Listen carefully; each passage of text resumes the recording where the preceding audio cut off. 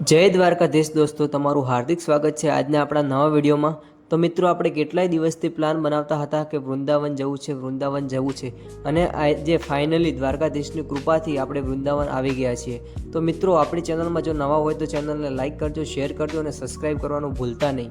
અને આપણા વિડીયોમાં લાસ્ટ સુધી જોડાયેલા રહેજો। તમને આખા પ્રેમ મંદિરના દર્શન કરાવશું, ભગવાન શ્રી કૃષ્ણના મંદિરના દર્શન કરાવશું। આ મંદિરનું નિર્માણ સંત શ્રી પ્રેમાનંદજીએ કરવામાં આવ્યું હતું। એમની પણ મૂર્તિ ત્યાં મિત્રો લગાવેલી હતી। અને જોવા જઈએ તો મિત્રો, આ મંદિરની જે સાંજનો સમય છે, જે રાત્રિનો સમય છે મિત્રો, જે એનું લોકેશન છે જાણે ધરતી પરનું સ્વર્ગ કહેવામાં આવે છે। જ્યારે અમે ત્યાં ગયા ત્યારે મિત્રો, ત્યાં લાખો લોકોની પબ્લિકમાં લોકો જોવા માટે આવેલા હતા। અને મંદિરનો સમય હોય છે સવારે 8 થી 12 સુધી અને સાંજે 4 થી 8 સુધી એવો સમય હોય છે મિત્રો। તો તમે પણ દર્શન કરવા જાઓ તો આ વચ્ચેના સમયે મિત્રો જજો, જેથી કરીને તમે મંદિરના દર્શન કરી શકો, કારણ કે બીજા સમયે મંદિર બંધ હોય છે।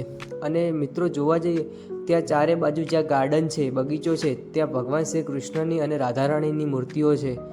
એમની આખી જે રાસલીલા હતી એ બધું મૂર્તિઓ દ્વારા દર્શાવવામાં આવેલું છે મિત્રો। અને આમ જોવા જઈએ તો મિત્રો, એકદમ મસ્ત નજારો છે, બહુ એટલે બહુ જ પબ્લિક આવે છે। અને મિત્રો, આ મંદિર આવેલું છે ઉત્તર પ્રદેશના વૃંદાવન મથુરામાં। અને ત્યાં ગાર્ડનમાં બધી જગ્યાએ ગાયો અને ભગવાન શ્રી કૃષ્ણની જે લીલા હતી એ બધી દર્શાવવામાં આવી છે। ત્યાં ભગવાન શ્રી કૃષ્ણ અને એમના ભાઈ બલરામનો પણ ફોટો લગાવેલો છે। અહીંયા જગતગુરુ વંદે જગદગુરુમ લખેલું છે। અહીંયા બાળકોની મૂર્તિઓ, જ્યાં જે ભગવાન શ્રી કૃષ્ણ ભેગા રમતા હતા એમની પણ મૂર્તિઓ મિત્રો લગાવવામાં આવેલી છે। અને જોવા જઈએ તો મિત્રો, એકદમ સ્વર્ગ જેવો નજારો છે। તો તમે ચોક્કસથી જજો અને આ વિડીયોને તમે શેર કરજો, તો તમારા પરિવારજનો પણ આ વિડીયોને જોઈ શકે અને ભગવાન શ્રી કૃષ્ણના રાધારાણીના મંદિર એટલે કે પ્રેમ મંદિરના દર્શન કરી શકે। અહીંયા મહાભારતનું જે યુદ્ધ લડવા ભગવાન શ્રી કૃષ્ણ ગયા હતા એની પણ આકૃતિ અહીંયા આપેલી છે। જે રથ ચલાવ્યું હતું ભગવાન શ્રી કૃષ્ણએ અર્જુનનું, એની આકૃતિ આવેલી છે। અને જ્યારે ભગવાન શ્રી કૃષ્ણએ પોતાની છઠ્ઠી આંગળીથી ગોવર્ધન પર્વત પોતાના માથે ઉપાડ્યો હતો એની પણ અહીંયા આકૃતિ મિત્રો આપેલી છે। અને જ્યારે એમને ગોવર્ધન પર્વત ઉપાડ્યો ત્યારે લાખો લોકો નીચે પથ્થર નીચે ઊભા હતા ગાયો પાછળ, જ્યારે વરસાદ બંધ નહોતો થતો ત્યારની અહીંયા આપણે આમ જોયું છે જ્યારે ભણતા ત્યારે, કે ત્યારે આ બધું હતું। અને મિત્રો, જોવા જઈએ તો મિત્રો, એકદમ મસ્ત એટલે મસ્ત નજારો છે મિત્રો। અને ત્યાંનું લોકેશન જોવા જઈએ તો મિત્રો, એકદમ મસ્ત આમ જોવા જેવું છે મિત્રો। અને તમે ચોક્કસથી મિત્રો એકવાર તો ત્યાં જજો જ દર્શન કરવા માટે ભગવાન શ્રી કૃષ્ણના મંદિરના। અને જેમ જેમ દ્વારકા પ્રખ્યાત છે એમ અહીંયા આ સાઈડ પ્રેમ મંદિર પણ મિત્રો પ્રખ્યાત છે। અને પ્રેમ મંદિરનું જે મંદિર છે, જેની અંદર જેટલી પણ ભાતો છે, જેટલી પણ ડિઝાઇનો છે, તે મિત્રો બધી કોતરીને બનાવવામાં આવેલી છે। કોઈ પણ કારીગરી સિમેન્ટની અંદર નથી, પથ્થરમાંથી કોતરીને મિત્રો આખું મંદિર ઊભું કરવામાં આવેલું છે। અને વર્ષો જતાં પણ હજી આ જે પથ્થર છે એ કાળો પડ્યો નથી મિત્રો। અને મિત્રો, તમે જોવા જઈએ તો બહુ એટલે બહુ મસ્ત નજારો હતો મિત્રો। અને તમે અહીંયા એકવાર જશો તો તમને પાછું આવવાનું પણ મન નહીં થાય મિત્રો। અને મિત્રો, આપણા વિડીયોમાં જોડાયેલા રહેજો, તમને હજી આગળ બધું બતાવવાનું છે। તો પહેલાં તો તમે ભગવાન શ્રી કૃષ્ણના રાધારાણીના દર્શન કરી લો મિત્રો। અને ત્યાં વસ્તી બહુ એટલે બહુ ટ્રાફિક હોય છે મિત્રો। અને અંદર અહીંયા આપણે જોયું તો બધા જે મંદિર બનાવ્યું હતું, જે પ્રેમાનંદજી એમની જે બધા હતા સંતશ્રીઓ, એમની પણ મૂર્તિઓ છે। શ્રી સુખદેવજીની પણ મૂર્તિઓ છે।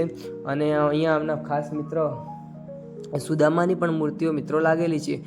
અને આ જે છે એમને આ મંદિરનું નિર્માણ કર્યું હતું, તો તેમની પણ મૂર્તિની અહીંયા મિત્રો સ્થાપના કરવામાં આવેલી છે। અને મિત્રો, જોવા જઈએ તો કૃષ્ણની લીલા અપરંપાર છે। એક બાજુ જોઈએ તો ગોકુળ, મથુરા, વૃંદાવન અને મારો જગન્નો નાથ એવો શ્રી દ્વારકાધીશ, બહુ એટલે બહુ રમણીય, બહુ એટલે બહુ હર્ષ ઉલ્લાસવાળી જગ્યાઓ છે મિત્રો। તો મારું માનો તો જેટલી વાર પણ તમે જો તેટલી વાર ઓછું છે। ભગવાન દ્વારકાધીશ જ્યાં જ્યાં બેઠા છે ત્યાં ત્યાં તમે દર્શન કરવા જતા હો, બહુ એટલે બહુ મજા આવશે મિત્રો। દ્વારકા જાઓ, અહીંયા પ્રેમ મંદિર આવો, ગોકુળ, મથુરા, વૃંદાવન, કોઈ પણ જગ્યાએ જાઓ મિત્રો, કોઈ એવી જગ્યા બાકી નથી કે જ્યાં ભગવાન કૃષ્ણની લીલા ના હોય। અને અહીંયા પ્રેમ મંદિરમાં આપણે જોયું તો મિત્રો, ચારે બાજુ જે ખોતરેલા છે તેના અંદર ભગવાન શ્રી કૃષ્ણના, રાધારાણીના અને એમ મિત્રો ખરેખર ભગવાન શ્રી કૃષ્ણની લીલા અપરંપાર છે। જ્યાં પણ બેઠા છે ત્યાં તેમના નામના ડંકા છે મિત્રો, તેમના નામની ધજાઓ ફરકે છે। આ મંદિર રાધારાણીના નામે પણ ઓળખવામાં આવે છે મિત્રો। પ્રેમ મંદિર જે બનાવવામાં આવ્યું ત્યારથી માંડીને અત્યાર સુધી મિત્રો તેનો પથ્થર વ્હાઇટ જ છે, હજુ સુધી કાળો પડ્યો નથી મિત્રો। આ ભગવાનની લીલાથી મોટું શું છે। અને મિત્રો તમે જાઓ તો અવશ્ય જજો મિત્રો, લાઈફમાં એક વખત તો પ્રેમ મંદિરના દર્શન કરતા આવજો અને તમારા પરિવારજનો તમારા સભ્યોને પણ લઈ જાજો, અને ના જઈ શકો તો તમારા પરિવારજનોને અમારા વિડીયો દ્વારા દર્શન કરાવી લેજો. અને મિત્રો સાંજનો જે સમય છે ત્યાં પ્રેમ મંદિરની જે આકૃતિઓ છે તે બહુ એટલે બહુ મસ્ત લાગે. ત્યાંનું લાઇટ ડેકોરેશન બહુ એટલે બહુ મસ્ત છે મિત્રો, તમારી આંખો ઠરી જાય એ જોઈને. અને હા મિત્રો, સાંજનો સમય થાય ત્યારે અહીંયા લાઇટ ડેકોરેશનથી લાઇટો દ્વારા નાઇટ શો કરવામાં આવે છે મિત્રો. જ્યાં પાણીના ફુવારા ઉડે છે એમાં ભગવાન શ્રી કૃષ્ણની એમની આખી જે લીલા છે એ દેખાડવામાં આવે છે. અને અહીંયા જમવાનું એકદમ મસ્ત સ્વસ્થ અને ચોખ્ખાઈવાળું હોય છે.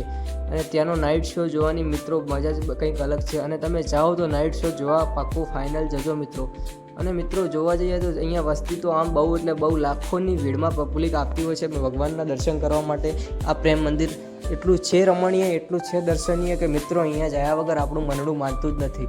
અને મિત્રો તમે પણ વિડીયોમાં જોશો તો તમને એક વખત તો ત્યાં જવાની ઈચ્છા થશે ને થશે જ, કારણ કે મેં પણ વિડીયોમાં જ મિત્રો જોયું હતું અને પછી ગયો. અને મિત્રો ત્યાં જોવા જઈએ તો મિત્રો લાઇટ ડેકોરેશન એટલું મસ્ત છે ને કે મિત્રો આપણું આંખો ઠરી જાય. અને ચારે બાજુની જે હરિયાળી છે મિત્રો એકદમ સ્વર્ગ જેવું માહોલ લાગે છે સાંજના સમયે. અને ત્યાંનું લાઇટિંગ ડેકોરેશન બહુ મસ્ત લાગે છે. અને ભગવાનની જે લીલા છે ત્યાં જે ગાર્ડન છે એમાં બધી જગ્યાએ સારી રીતે